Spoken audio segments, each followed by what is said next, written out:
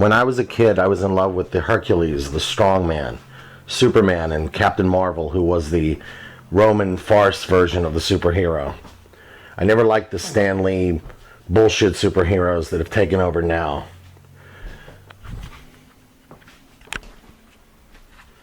To be a good Italian, the Hercules, like the Beatrice, was everything. There was nothing else. Unlike the other little Goombas who were taught the propaganda of Scorsese and Coppola and the deification of the criminal and the pickpocket, I was true to my Italic creed, and I loved the Hercules.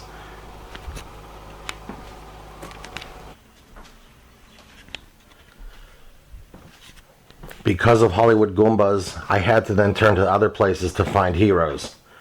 Every Italian was a criminal. The Romans, like the Egyptians, had been turned into whip carriers in Jewish propaganda.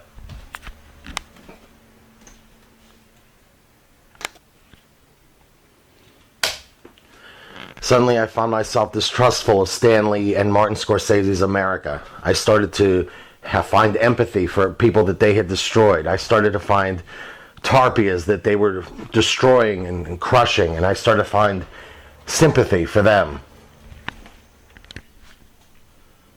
Suddenly a nation that adored Martin Scorsese and Spartacus was a nation I didn't trust very much.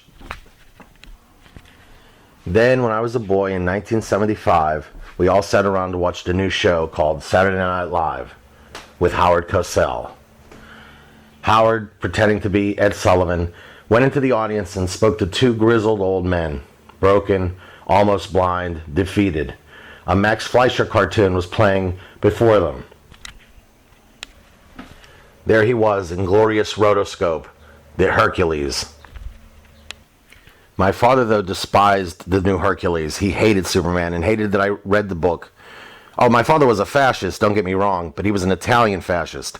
Superman, he was the Übermensch. He was that German fascist, the hidden closeted Jew, the guy in the closet in the Hungarian putting on airs. He was the Hitlerite that my father despised. My father was more of a Mussolini fascist. My father didn't like Superman, although I did get up one morning and went downstairs and saw before I went to school that he was reading a copy of my Captain Marvel annual, which Captain Marvel was more Roman, more farcical, and more acceptable.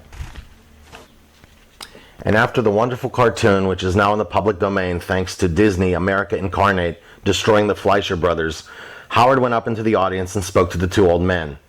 They had been two teenagers from Cleveland who had created the new Hercules and got for it the sum total of $100. Even as a boy, I didn't understand it. Why were these two old men who had created the icon as big or bigger than Mickey Mouse? Why were they in their elderly years without money for respirators or cancer medication or glaucoma? How did this happen? How could two men who created Superman end up in poverty? This was America. This was the Golden Door. How could you create the greatest mousetrap and end up penniless and with nothing? What happened to the American dream?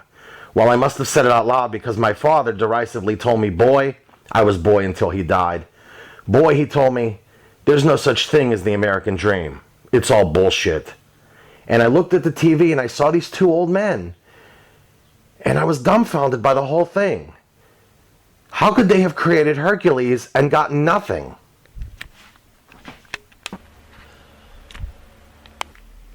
How could it be that 1 year after Watergate, your sanctimonious triumph, how could it be that I would learn that Superman, of all things, was a stolen commodity?